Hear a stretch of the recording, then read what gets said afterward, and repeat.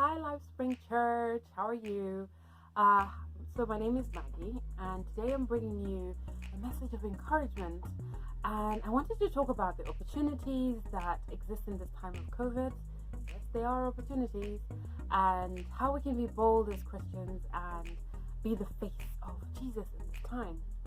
So, when thinking about this, I started reading John 5, and just to give you a recap, this is the story of the man who'd been sick for 38 years, and he was sitting in one of the enclaves around the pool of Bethesda. I can never pronounce that.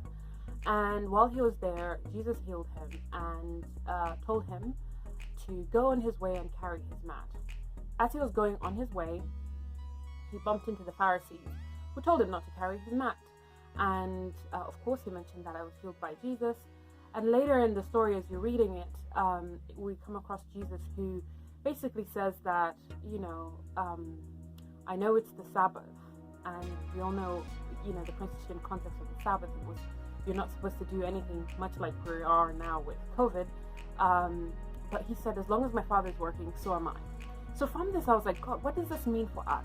Here we see an opportunity where a man who's been sick for 38 years meets Jesus, and there's an opportunity there, and he gets healed.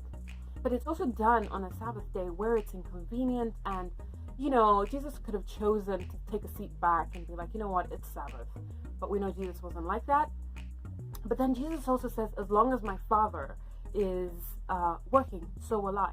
So I want us to think about this in the context of COVID and be encouraged to know that we can do something about it. It can feel a little bit inconvenient, but there are definitely opportunities. So let's talk about these opportunities. First, I want to talk about how they exist in ourselves, actually.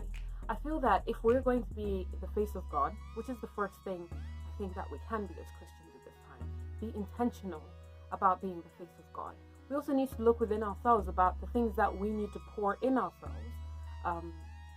to make sure that this happens. So Debs, in a previous session, talked about not being busy for the sake of being busy, but really reflecting on, there's so many things perhaps we have put off. Maybe we have not read that chapter, or maybe we have put off fasting for a week because, I don't know that I can do that. It doesn't fit into my schedule. But we have time. Time is what we have. And so I think that it presents opportunities. And so how do we fill ourselves up? How do we do things even around the house? How do we show love to our loved ones and nearest and dearest? That's it. How do we show love to our nearest and dearest? And these are all things that we can do, to enrich ourselves and those in our immediate circle of influence.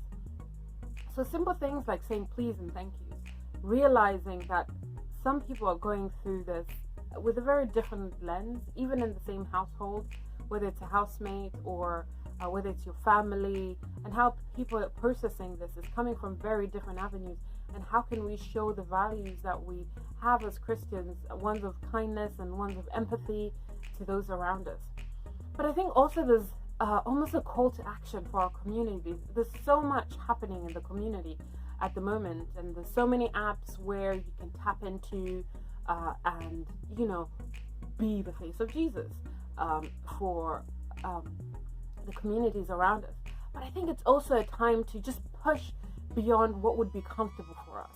I know that there are people doing shopping for other people, and shopping, as far as I understand, because Peter is doing most of the shopping at the moment because I can't leave the house, is not a small feat. There's the whole social distancing piece, there's the queuing, and that can be disheartening. So how can we maybe offer to do shopping for someone who is probably physically not able to do that, but also maybe financially not in a situation where they can do their groceries, but leaning into those awkward conversations and being like, hey, I see you, and I think I can be an answer for you. And this doesn't necessarily just have to be in the church, but it can also be our friends outside our church community. Finance is the big one that's really been pressed on me at the moment, because I hear a lot about, people who are self-employed not being able to, the government provisions, I should say, are not in place yet. And I think finance is an interesting one, that if we have the privilege and if we have the opportunity to give to others, let's be creative about how we can do that.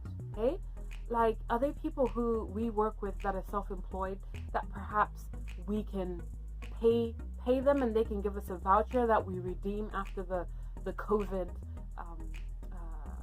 pandemic, and it allows them to be liquid? Are there opportunities that we can just bless other people in that way? What does that look like? But really pushing the envelope to not just thinking, oh, okay, unless someone asks me, I'm not gonna push myself or push the boat out. So really understanding that, like, March, for instance, was the first payroll after the lockdown, and that is a very stressful time for people, where mortgage holidays have probably not been approved yet, but the need to pay bills is still very real. And where are we in that sense? But I think also there's something about us as individuals thinking about the institutions around us. There's so many that we can think of, but I'm going to talk about the church. The church, as of this week, I guess 2 weeks now, and in the coming weeks, it will move to YouTube. But it was it was an online service. But that also means the implications of that are that, the buckets. What's happening to the money that was in that bucket? So can we have that uncomfortable, that perhaps inconvenient conversation about what that means for future activities of the church, and how as individuals we can be an answer to that? And so those are the things that I've been thinking about. And as I finish, I really want to think about Easter as well, just really challenging us that let's not let Easter be a footnote in the COVID pandemic. Let us, at an individual level, think about perhaps how we can be kinder, how we can show our Christian values, how we can be the face of Jesus at this time, how we can be the answer in our community, either through our time, through our finances, and how we can also work with the church to make sure that God is at the forefront of the solution of COVID. All right, so thank you guys, and I'll see you around virtually.